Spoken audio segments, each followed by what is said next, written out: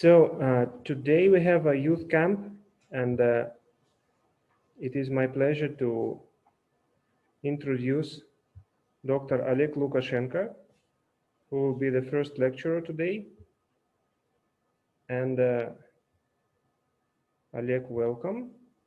I guess we will have like 1 or 2 minutes check for if everything is displayed fine, but then we can start.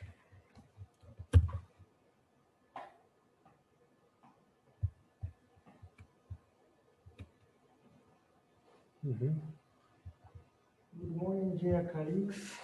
First of all, I would like to thank organizers for giving me an opportunity to have a talk here. It's quite a new experience for me. Let's see what comes from that.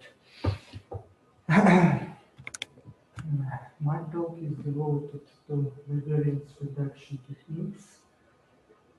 I guess, needless to say, that variance is one of the most important characteristics of estimators. No variance, no uncertainty, and as a consequence, less accuracy. So one has to apply some variance reduction techniques. This talk we concentrate on these techniques when applying Monte Carlo methods, focusing mainly on particular case of estimation of variable probabilities.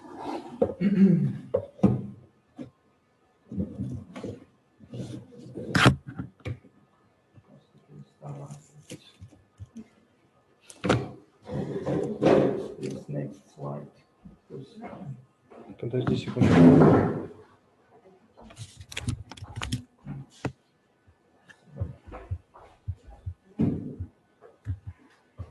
Сейчас.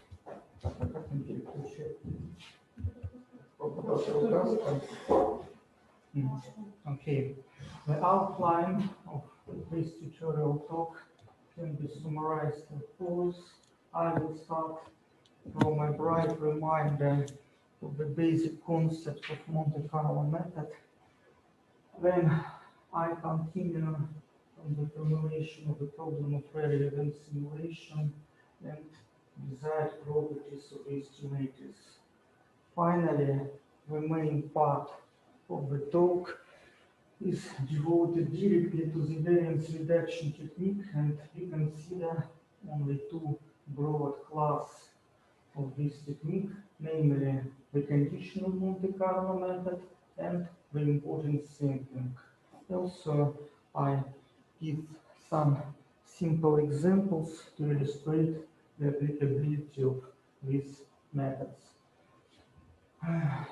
Let's start from the background of Monte Carlo method. The goal is to estimate some quantity of interest, say R, which is equal to expected value of some random variable X.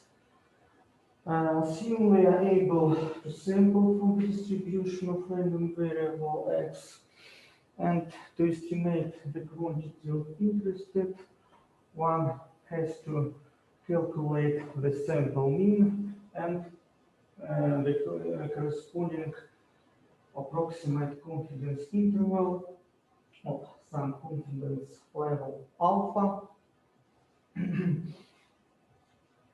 And the accuracy is usually defined as a half of the confidence interval length, and the main feature here is the accuracy is inversely proportional to the square root of n. It is actually the main drawback of Monte Carlo method, and the sample size capital N, which guarantee the given accuracy level epsilon is the confidence level alpha, has the following form, and it is depends on the variance on the variance of the random variable X. So The more variance, the more sample size is required to keep the given level of accuracy. Now let's consider the particular case when estimating the relevant probabilities. So let capital A gamma be the family of events, random events, which parameterized with the so-called rarity factor gamma, such that the probability of events tends to zero when gamma tends to infinity. We know this probability as phi gamma. We call a variable capital Z to be an estimate of the quantity of interest phi gamma if its expected value is exactly equal to the quantity of interest. A typical measure of the goodness of the estimator is usually expressed via the relative error, defined as the ratio of standard deviation of the estimator to its expected value. So it's actually the coefficient of variation, so the relative measure of deviation. And the question is, how does the relative error behave when rarity parameter gamma tends to infinity? The simple example of estimator is correspond to the case of so-called naive Monte Carlo or group Monte Carlo. In this case, capital bet is an indicator of a target event. So it has Bernoulli distribution. But the problem is that it is quite straightforward to show that the relative error has the following asymptotic. So it is unbounded when the target probability is close to zero. It is just a simple exercise to show this asymptotic. So one has to increase the sample size to keep the given level of accuracy. And it leads the increasing of computational time. So, so the naive Monte Carlo method is inefficient, and one should apply some advanced techniques. The first class of this is variance reduction methods, because the low variance, the lower the sample size, and the other class of methods, so-called speed-up methods like splitting techniques. Such methods don't control the variance, aimed only decreasing computational time. In this talk, I concentrate on variance reduction methods. Let's consider some desired properties of the estimator. So the first property is vanishing relative error. Actually, I skip even the best desired property when the relative error is exactly zero. So when the variance is exactly zero for all values of gamma. But in some cases, it even possible to construct such estimators. Of course, we can't have exactly zero, but we have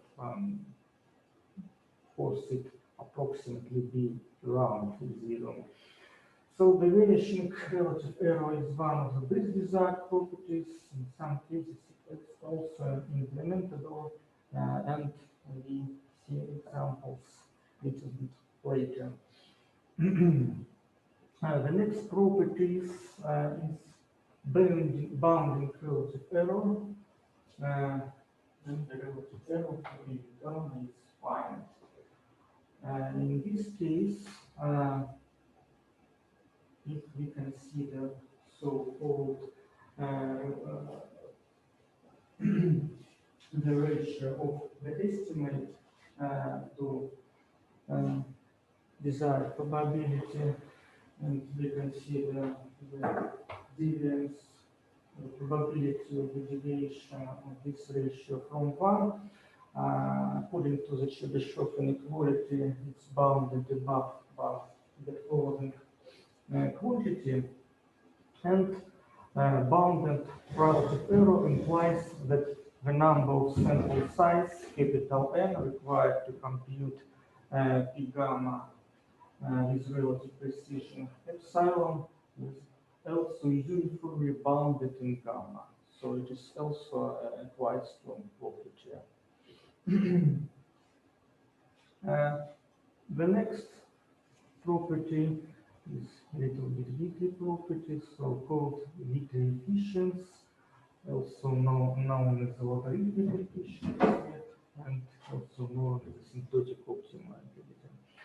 So the difference actually that they have the similar expression as the bounded relative error, but another extra parameter epsilon occurs here. So actually, what does it mean? When we have bounded relative error, the variance of the estimator is actually has the following asymptotic property. This big O of pi gamma squared. This corresponds to the bounded relative error. In case of weakly efficiency, the variance has the following asymptotic behavior. So it decreases a little bit slowly. Also, it's quite straightforward to show that this condition is equivalent to requiring that the following ratio tends to 2. Actually, if we consider the following obvious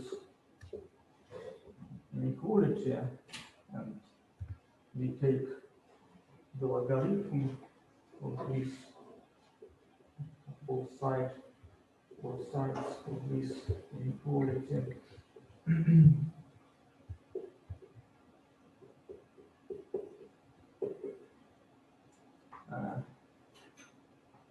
Is actually equal the target probability pi gamma if we divide the both sides of this inequality by a logarithm of pi gamma. We actually obtain the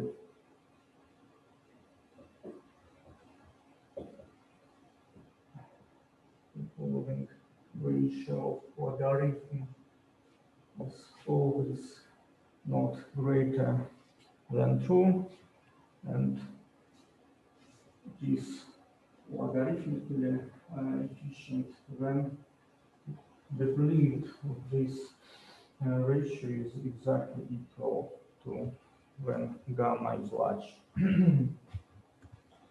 So it can be seen as some kind of optimal estimator, but on logarithmic scale and for large values of relative parameter gamma.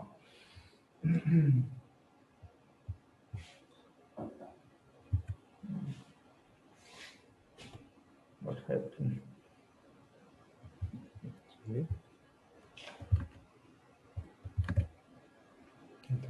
Okay. So now let's consider the variance reduction techniques directly, and we will start from the conditional Monte Carlo method. For this, we note that gamma the indicator of the target event, and additionally assume that we have an absolute random variable capital Y correlated with Z, such that conditional expectation given Y is available in explicit form. Then having generated the sample of the random variable y, uh,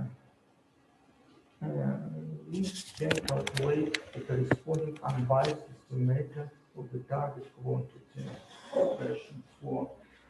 And the variance of this estimator is always less than the standard one, since the following identity. So the left side is the variance of some reference estimator, and the second term is the variance of modified estimator. So the variance of the reference estimator is always greater than, because of this positive quantity. To explain this idea, let's consider a very simple example.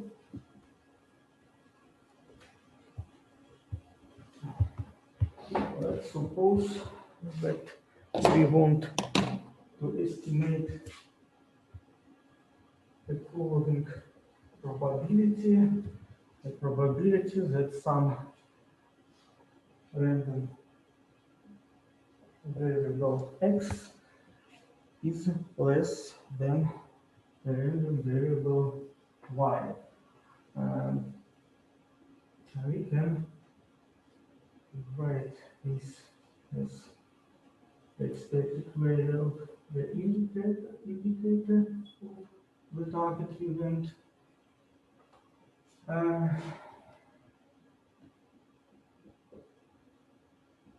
And then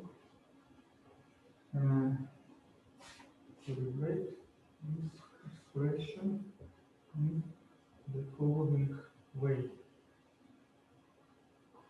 So the inner expectation here is actually conditional expectation, which is a random variable itself, conditional expectation given capital Y. And the outer expectation is taken with respect to the random variable of Y.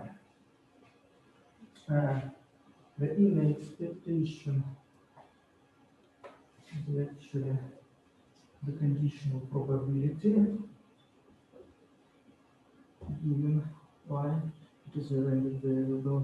It has been calculated explicitly for given Y. It is actually equal the distribution function of the random variable x of Y.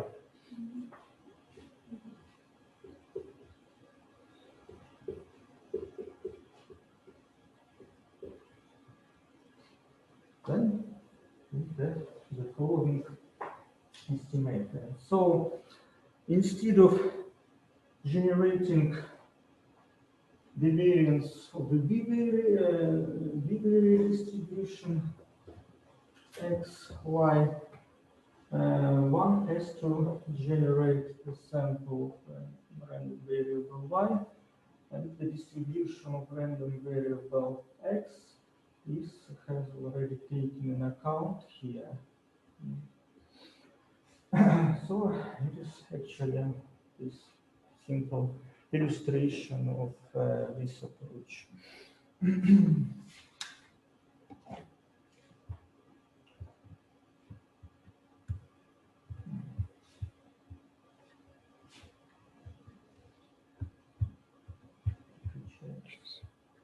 Он не выключается просто. Let's consider a little bit more complicated examples. Let's consider the problem of estimation the tail probabilities of some here-tailed random variables. So the goal is to estimate the following probability. The probability that the sum of random variable independent and distributed random variable x is greater than some threshold level gamma. Suppose that I the random variable is distribution, this common distribution function capital F belonging to the sub-exponential class. It is important class of fairy tale distributions. Now let's consider so-called Asmussen cross estimator of this probability. Let's denote as capital M subscript M will be the maximum of this random variable. Then we have the following identities.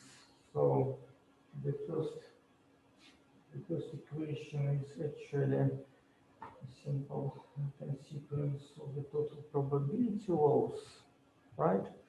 And now, after that, we try to express the target probability given some auxiliary random vector. So let's do it more precisely.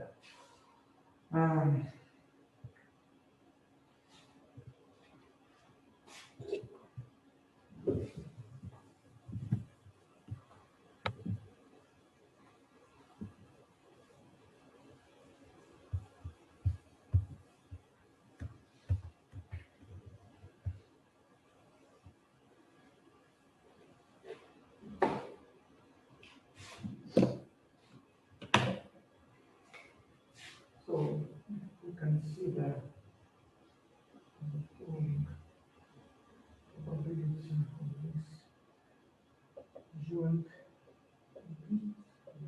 probability. We also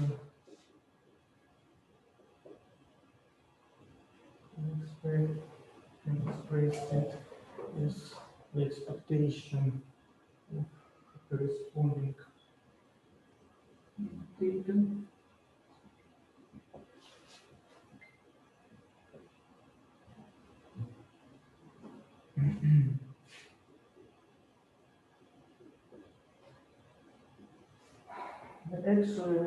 Actually, the random variable here is actually random vector, the previous m minus y random variables. So let's rewrite it.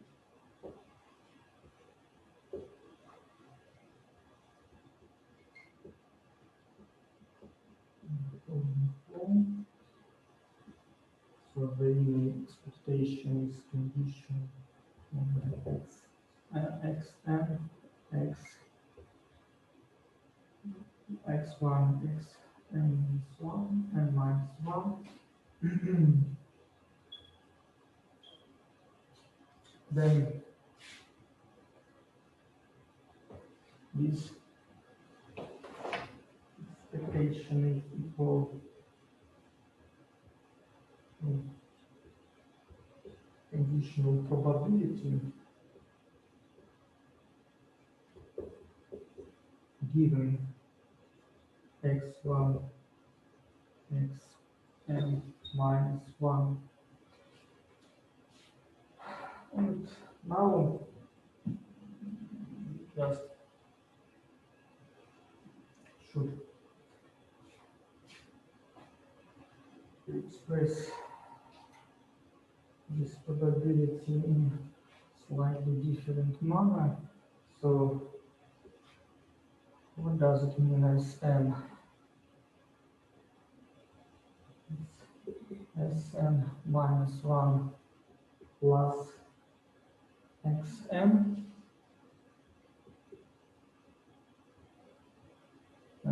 What does it mean this condition? It means that xn is greater or equal than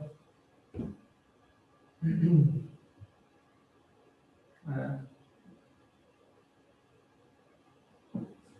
is equal n minus 1, right?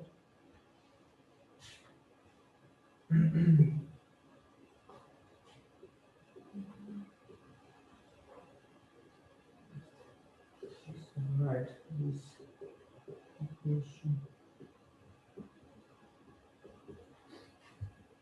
given xn minus 1. And this probability and this conditional probability is actually the probability that xn is greater than the maximum of the values.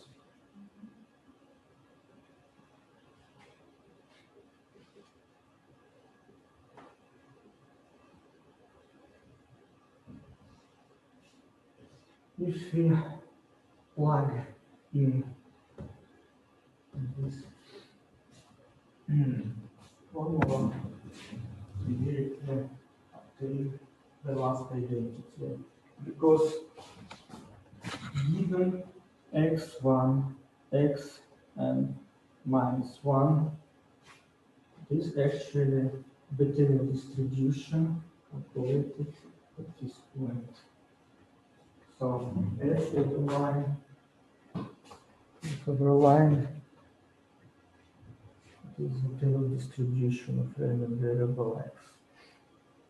Hence, the corresponding estimator has the following form. So to calculate this probability, one has to generate x1, xn minus 1, the sample of this value vector. Actually, calculate this sum and realize this maximum. And to calculate the corresponding sample mean.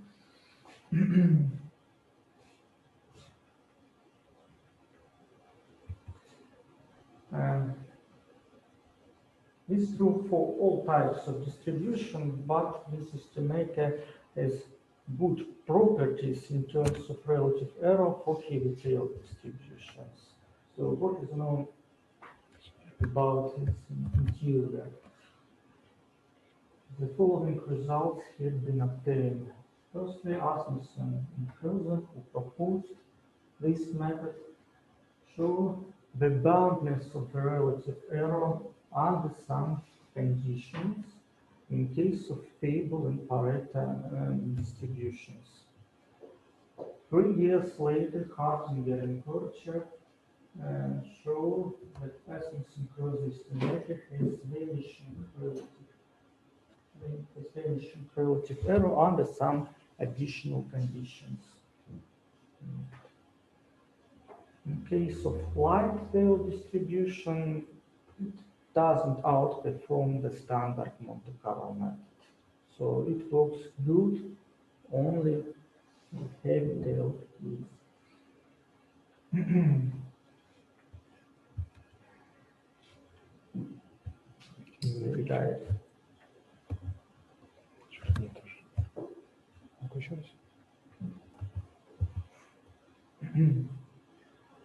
Let's consider a slightly different setting. Let's apply Asmussen-Kruse approach with estimation of so-called failure probability from probability theory. The model is borrowed from the paper of Vasim Farhadov, and the goal is to estimate the following probability. Probability that the sum of random variables exceeds some threshold, and the threshold is the random variable itself with a given distribution, assumed to be independent of S. So capital Ti can be interpreted as a duration of degradation stages. So when this some exceed some threshold, so the tail disappear. And we tried to apply previously described Asmussen-Krause approach to estimate the following probabilities. The only difference here is that the threshold is the range of variables. Now consider some numerical results for variable stages. So we consider that the duration of stages has variable distribution with some given parameters. Let's suppose that random variable capital Y has uniform distribution just for simplicity, but this method can be applied general distribution of random variable capital Y. The performance of the estimator is presented in the following table in comparison with the standard Monte Carlo. So if we look at the last column, the relative error is it tends to 0, then the relative factor gamma. The relative factor gamma is actually here the expected value of the variable capital Y. So even in this case, the Asmussen-Krause estimator exhibits the same properties. But the situation becomes slightly worse if the distribution of random variable of capital Y varies. Distribution depends on the relative factor. So if the variance Y doesn't depend on the relative factor gamma, we have the vanishing relative error.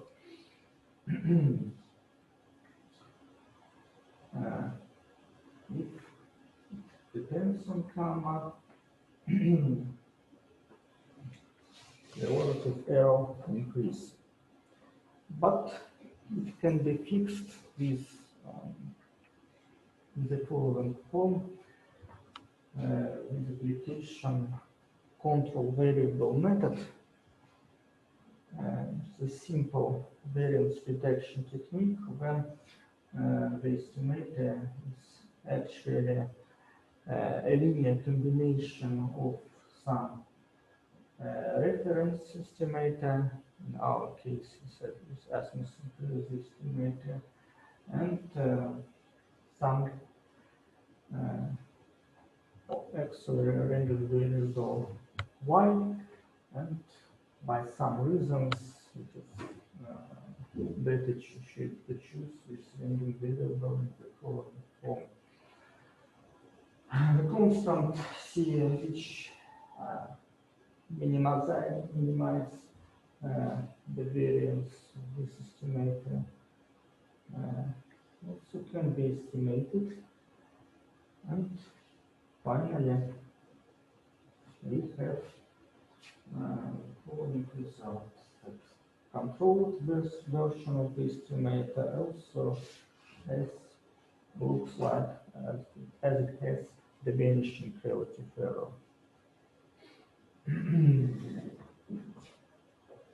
Now consider another example of conditional Monte Carlo method.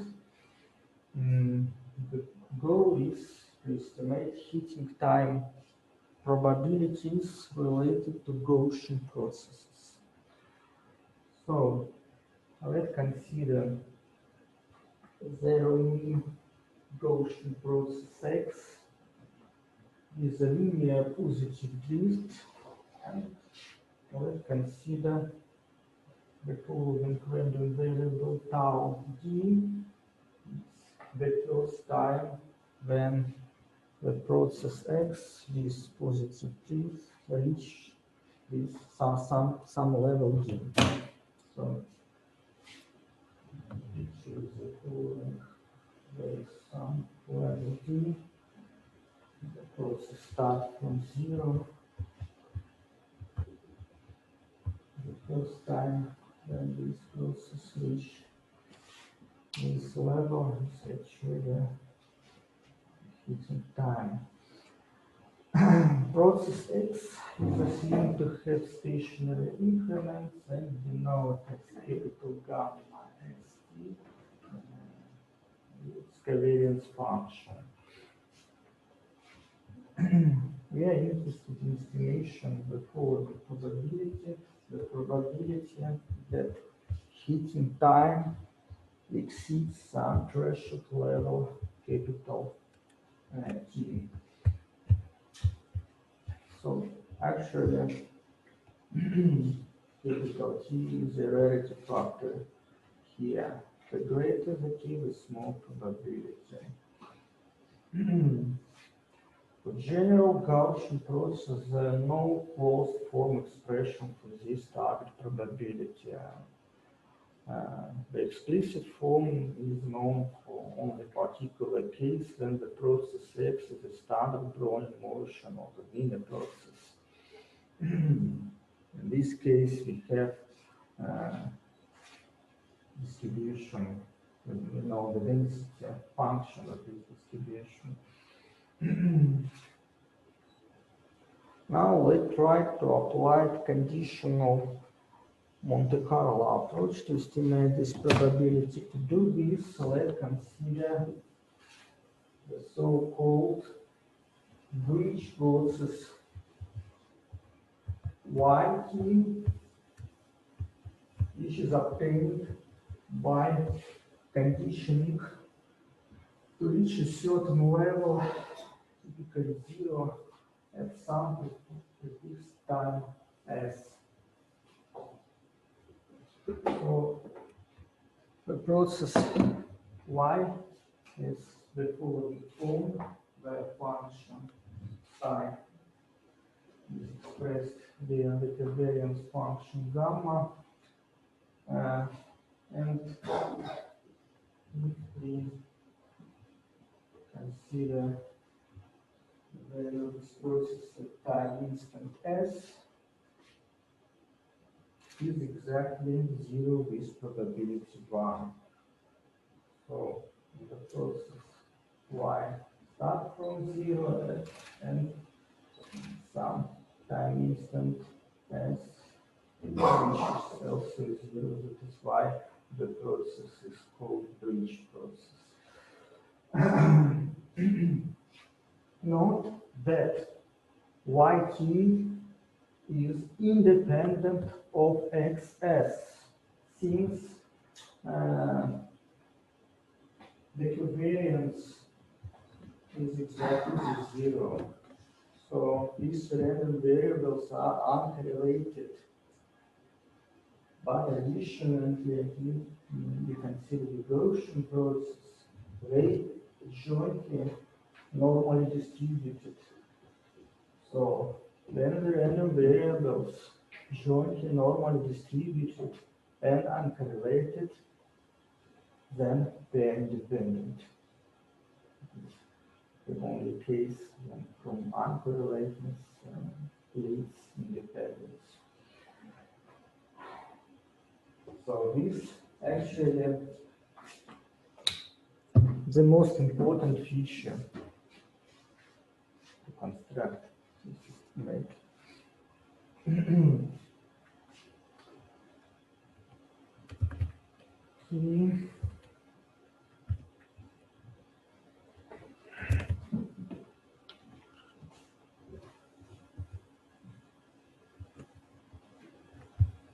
Now, after some rather simple manipulations, the target probability can be written in the following form. actually we have previously described a case when the probability have informed that some random variable not is less than another random variable, and they are independent. We have discussed this case already. So, so the target probability is equal to the form of expectation, where P is the distribution function of the standard norm variable. And given IID sequence of random variable over line y, one has to calculate the sample mean to estimate the target quantity.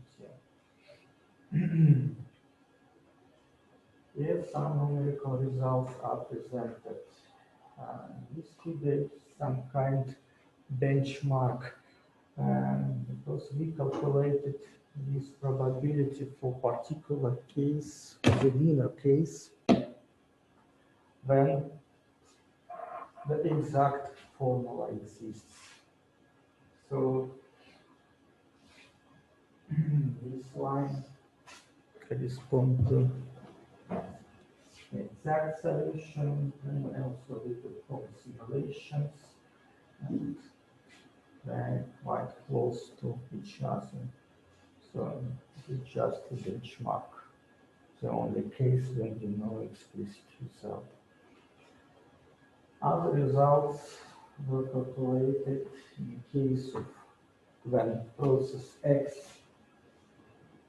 is a fractal Brownian motion with some parameters.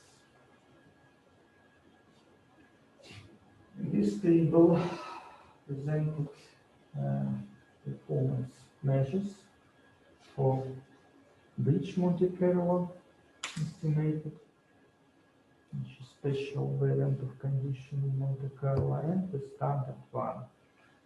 So these values were calculated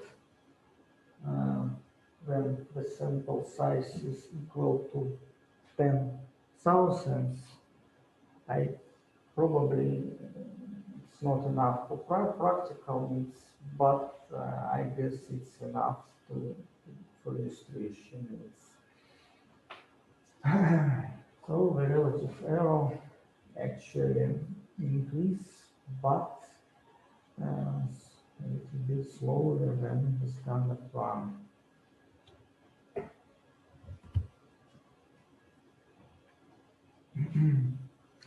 So now consider another broad part of variance reduction method, so-called importance sampling technique. Let us assume that X is a random vector, is density function, is some given density function f. We assume that the density function exists on the specificity, and we are going to estimate some quantity L, which is expected value of some function each of this random vector. So actually when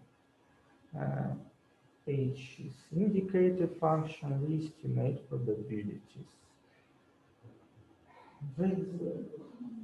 The idea is quite simple. Let me introduce some proposal density function here, and the target quantity can be expressed as expected value under some new proposal distribution here, and the only difference that this ratio occurs here is the ratio of a density function, so-called likelihood ratio.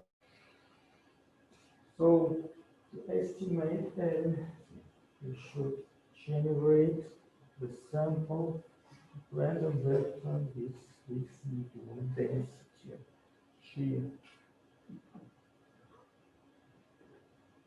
Now let's consider example of applying importance assembly. Return to the case of estimation failure probability, but assume that the accreditation stage have light-tailed distribution. In this case, a moment generation function exists for each value of some parameter theta, and we consider importance distribution, value distribution in the following form. So it is actually also the density function, right? So F is just normalizing constant. So it's everything all right. This corresponds this distribution to exponential twisting or exponential tilting, also known as exponential change of measure. And then the target probability can be expressed in the following form, where W theta is just the likelihood ratio. Setting. The subscript theta means that expectation is taken under this twisting distribution.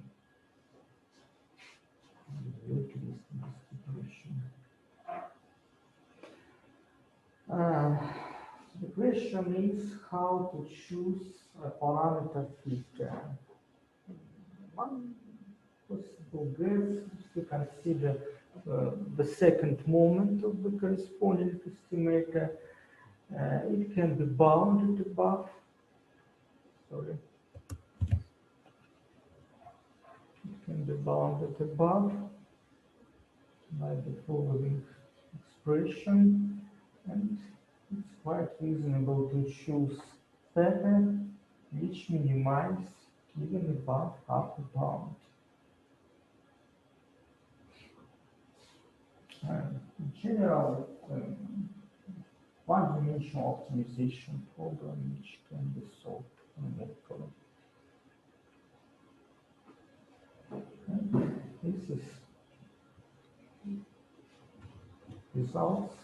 So indeed, the relative error of this important sampling estimator is less than the standard one. So,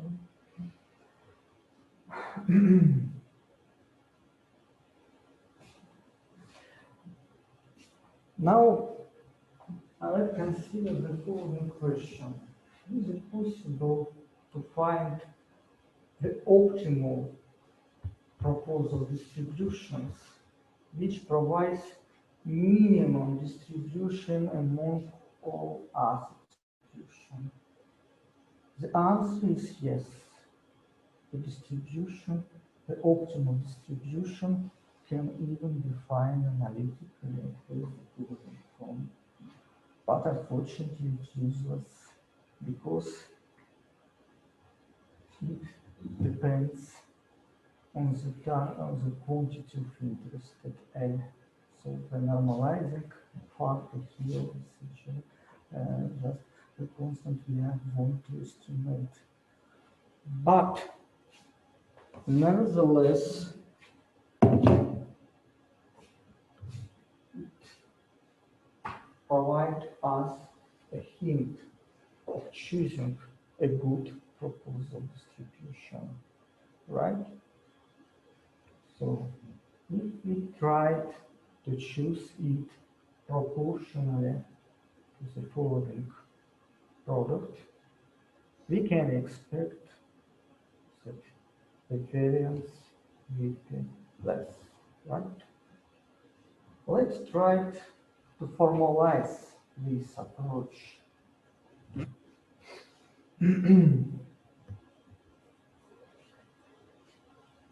Actually,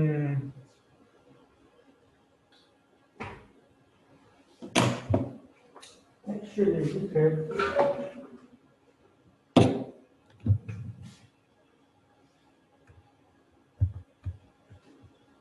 some complicated distribution G star. We can try to find, to approximate this complex distribution by the simpler one, which close to this optimal distribution in some sense, right? For example, let's consider the maximum of this distribution, the mode. The maximum doesn't depend on anything, so we can potentially find this maximum. For example, let's choose the proposal distribution to be, for example, Gaussian distribution with the same mode.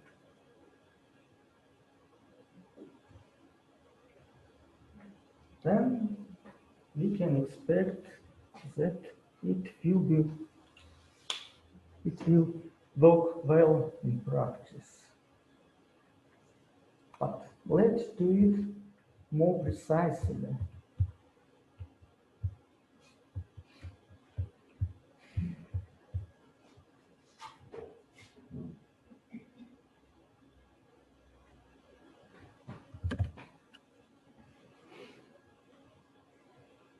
Like that.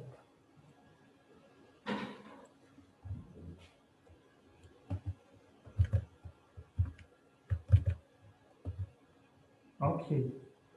To this same, let's write the target distribution G star in the following form, some kind Boltzmann-Gibbs-like distribution, right? So it's typical in statistical physics, where function E is called the energy function. So in our case, it has the following form. Let's try to apply Laplace approximation to the target distribution. What does it mean? Let's try to calculate the minimum of the energy function. It is optimization problem. It can be complex optimization problem. It depends on the dimension of the target distribution, of course. But we can use some standard tools for that, and some library function. We can use just a black box. I've done something. Then let's consider the Taylor expansion of the function, of the energy function E near the neighborhood of optimal point, keeping only the terms of the second order. Right? So actually, it is E of X star. Here, the inner product of the gradient evaluated at optimal point in the following vector. The second order terms, it's actually quadratic form. This matrix H is actually the Hessian matrix, the metric of second derivatives. Okay, X star is optimal point. Then necessary condition for that is the gradient is equal to 0. So this term is actually 0. Right? This the first one is actually constant. And this will remain. So this leads following Gaussian approximation, the U density function, G is theta, which actually the density function of multivariate normal random variable with mean vector x star, the optimal point, and equivariance matrix is actually the inverse of the Hessian matrix. The Hessian matrix has the same properties as equivariance matrix. It is symmetric and positively defined matrix. Right? Positively defined because x star is optimal.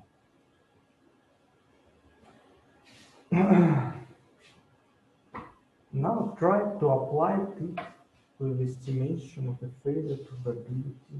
In this case, the optimal density has the following problem, just a simple exercises.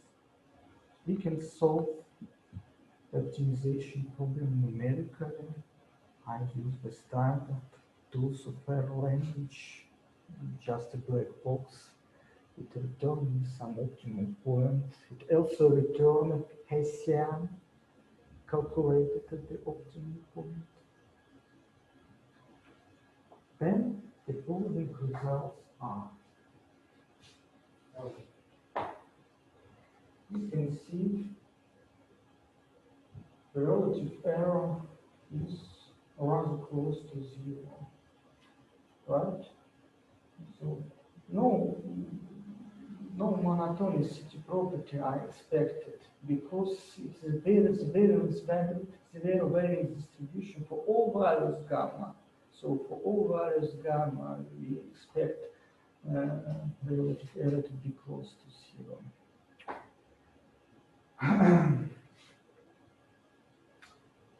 Now we consider the other approaches that can utilize the knowledge of the structure of zero-variance distribution, the so-called cross-entropy method.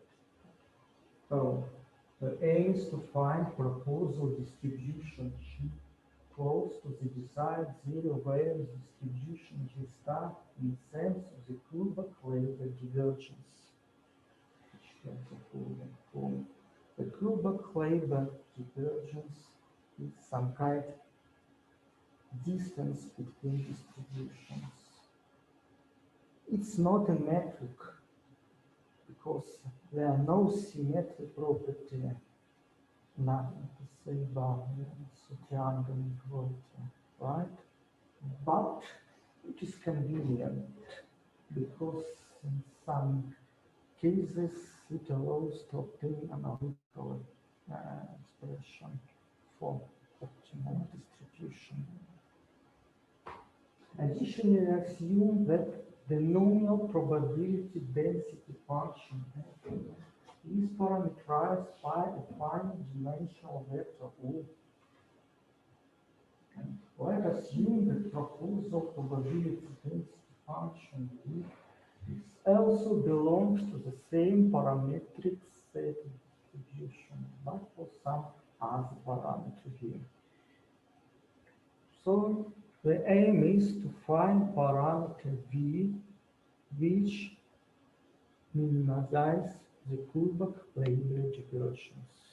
So instead of infinite dimensional operational problem finding the distribution, we reduce this problem to finite dimensional problem to choose the optimal parameter V.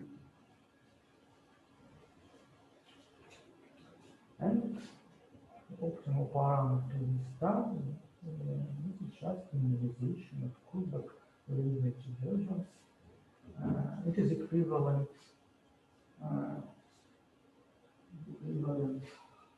find the maximum following expression because only the second term here depends on G. So this depends on the G star, so it doesn't depend on parameter, right?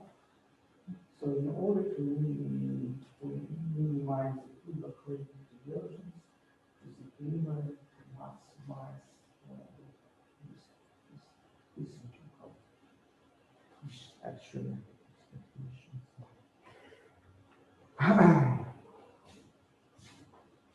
So we have the following stochastic optimization problem. So when the objective function is some expectation, which depends on some parameter v.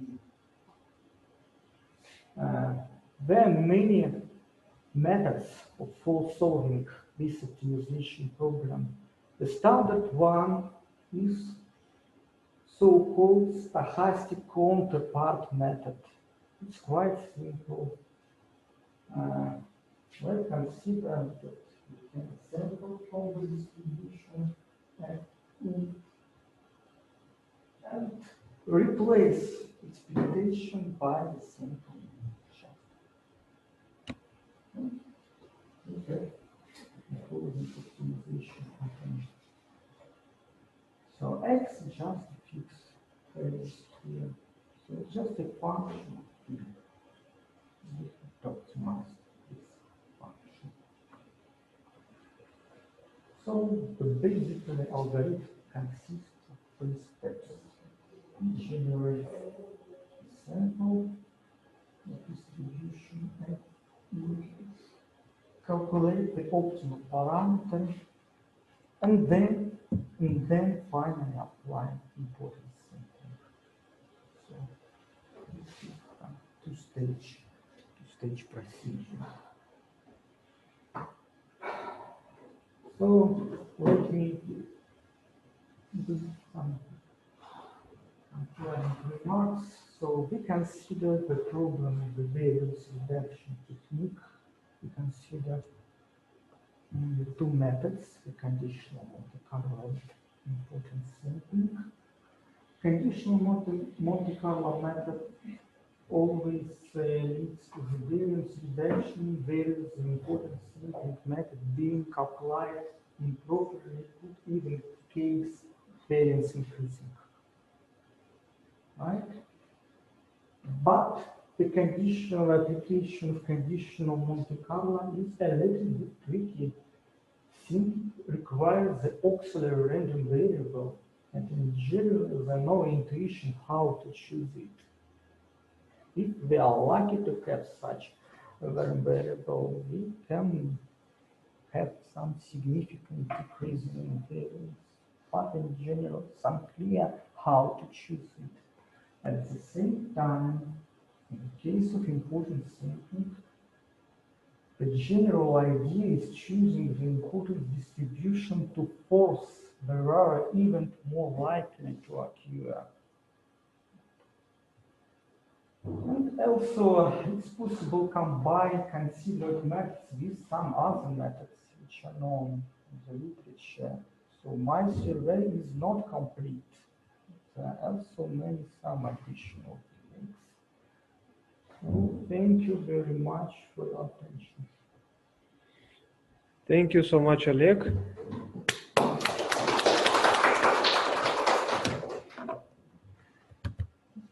So I guess there could be some questions from the people who join us with the Zoom. Please proceed with questions, if any.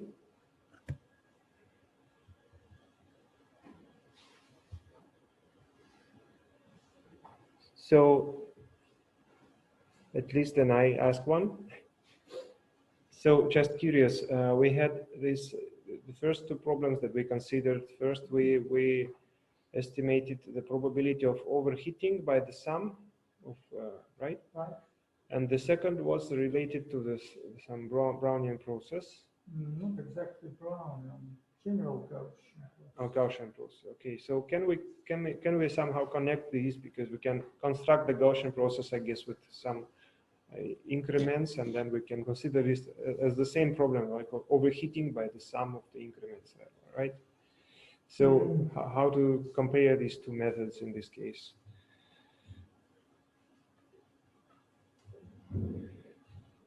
But